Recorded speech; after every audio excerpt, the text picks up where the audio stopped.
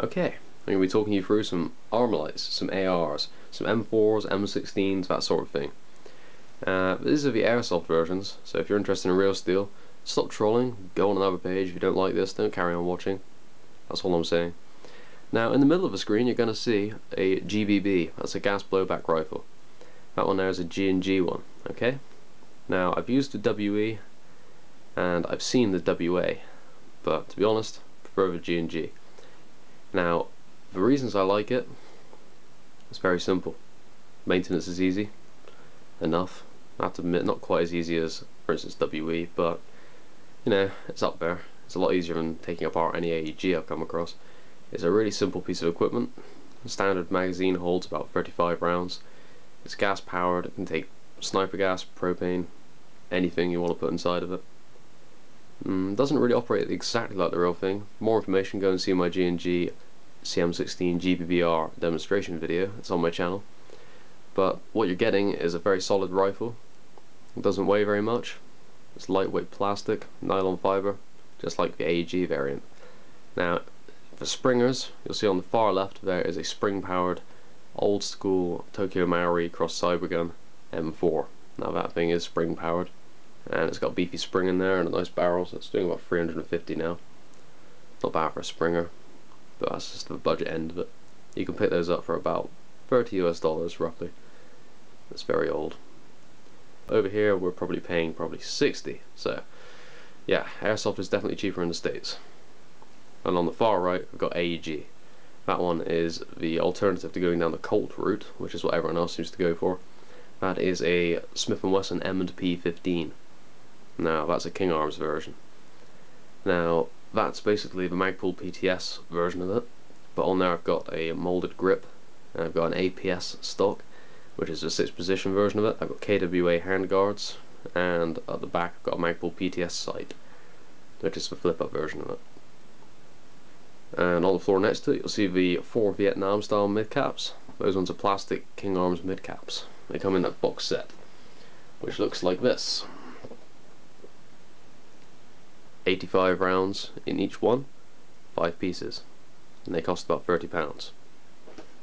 Okay, other magazine styles you can get in Armalites, which are pretty common these days, the PMag. You can get them in mid cap, or like Hive's got one, in high cap. Very simple to take apart, very good and reliable magazines. You can also find the cheap soft VN mags. This one's a high cap, holds about 190, and you can tell it's a cheap soft one because cheap metal, and it's got a winder there, so that tells you it's a JG magazine or something similar, possibly ACM. Don't know, it's unbranded. Then if you're an M16 fan, you're most likely going to have one of these, or we're going to have a Stanag. This type here is a Canadian magazine. And then your Stanags are the ones which are basically standard NATO. It's what's in the Springer over there. Okay, and also that style of mag right there, but it's in my G&G gas rifle.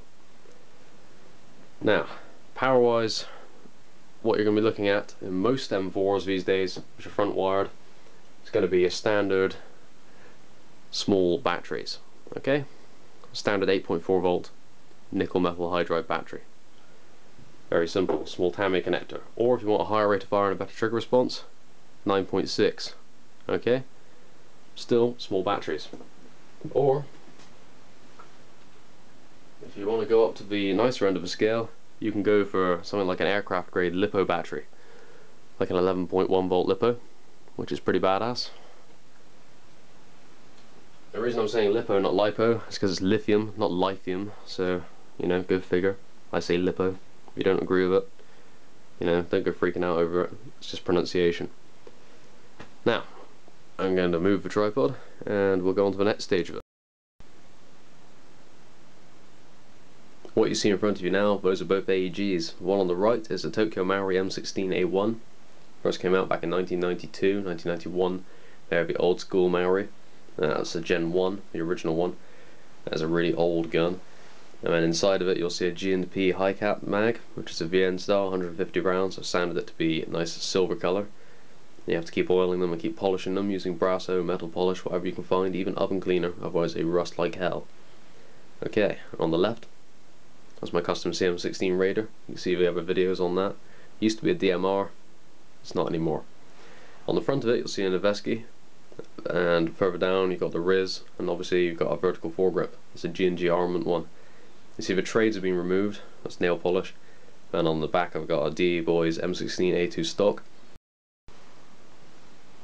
Okay, first one I'm going to pick up is going to be the Springer. First thing you'll notice is it's quite light. When you pull back, the hop up is going to be solid there, and also the charging handle is going to require a lot of force to pull back, just pulling a 350 FPS spring. Magazines, very similar to an AEG high cap, exactly the same principle. Except this time it's in, down, pull back, and away it goes. And it's one shot at a time, okay? Now, this being an old Maori body, it's basically an AEG design. So, you know, when I'm pulling the trigger there, it goes further back for automatic. Now, 6-position LE stock is classic M4. You've got your classic charging handle at the back there, the T-bar. Forward assist is non-functional on this replica. Dust flap. And then you've got, obviously, regular iron sights, regular A-frame, regular barrel, and regular grips, along with a regular D-ring. This one here is an M4A1. Okay, that's what this replicates.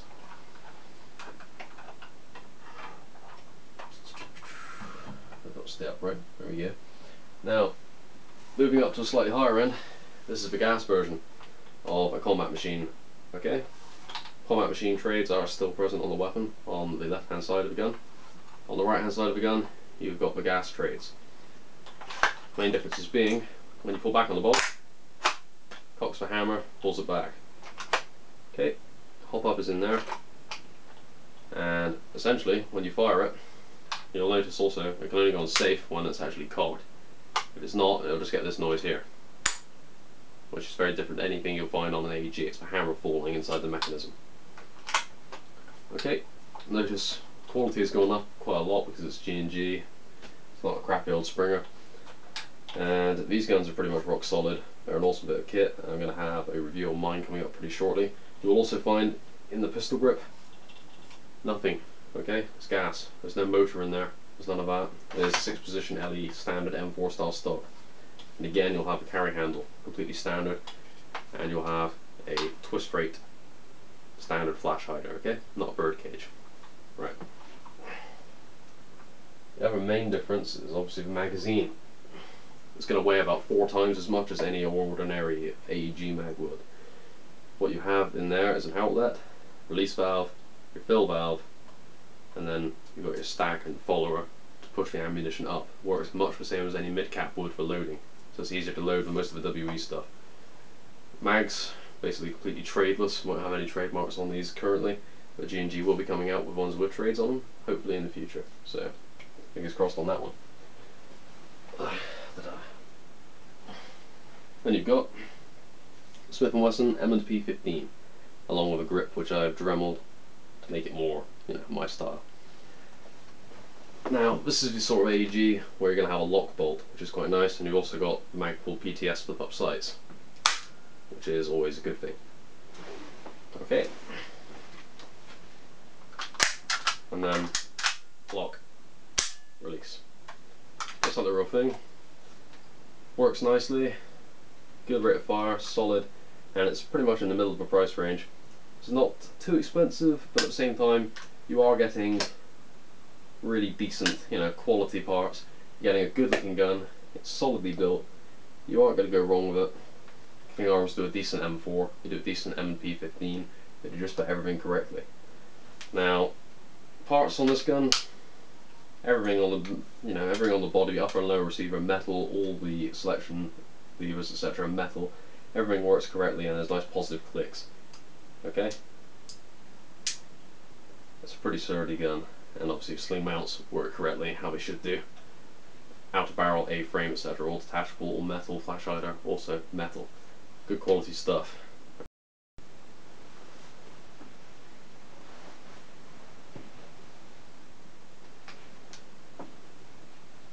Okay, one of the most affordable guns out there on the market currently, G&G Combat Machine. Okay, this is the AEG version, but you will note King Arms magazines do not fit the mag well. They're not compatible. You have to use Maori, you have to use ICS, or you have to use G&P or G&G magazines. King arms are a big no-no in these things, okay? Even classic army will work though, so go one of those, but do not use king arms. The thing you will notice about this, okay, dust cover, to save costs, has to be pulled back manually, and it's a bit tricky to grab, but you have to grab it at the top, because the spring tension is quite high.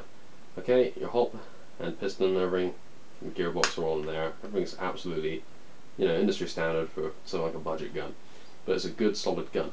You notice in the grip there is a motor, and there is a gearbox up there, unlike the gas variant, but it does use exactly the same outer nylon body, okay?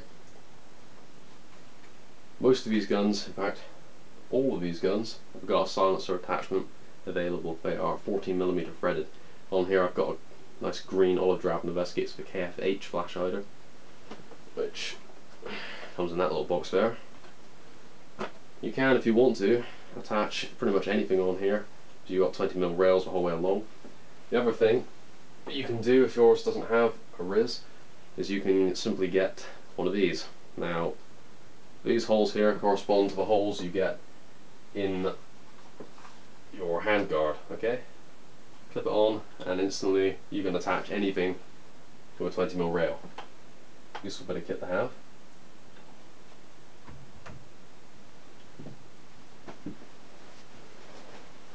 Then we get on to the larger part of things, like the M16s. I used to have an A3, and now I've got this, which is a rather large M16A1. As you can tell, it's a big gun. Charging handle and forward assist, non-functional on this replica. Okay, so you simply roll down the cover using the bottom of it, and then get your thumb around over the top of the dust cover and pull it down. And obviously that exposes everything inside. Now this one here is rather old, but it still works, and it's still a pretty good gun. Barrel wobble on these things, and a bit of a flex, a bit of a creak all round. They're not the world's sturdiest feeling guns, but they are decent. They've got a long range, they've got pretty good accuracy on them, and it's old school. This is an old school design. If you're after something metal, go for a G&P. If you're after something which will just about get through it all, and will hold itself together pretty well, go for a Tokyo Maori. But you are going to be plagued with the dreaded barrel wobble and the flex, and it's going to be quite creaky, as with most Maori AEGs. Okay, having said that though, M16A1 is a neat Armalite, because it's different to quite a few of the ones they've got out there at the moment. People these days tend to go towards magpul.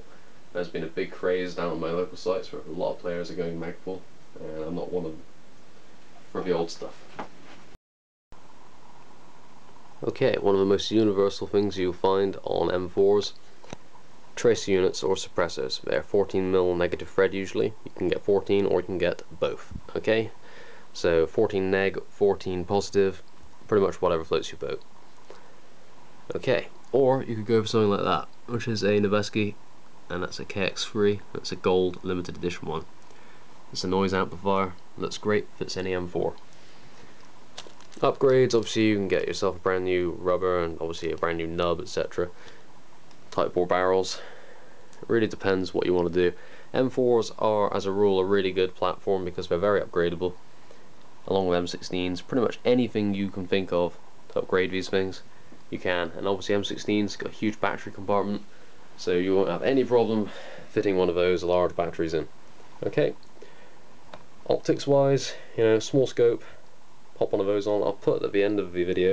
It's just a little comparison. I'd be interested to see who likes what. I'd be interested to see if anyone's got any particular favourites in the video. Anyone's got their own personal taste they want to share, go ahead, post a comment. Let me know what you like. Let me know what you don't. That's my Uzi. That's just there, it's drying out. Okay, nice gun, but not Armalite. These are the current Armalites that I've got. So I hope you enjoyed my Armalite feature video.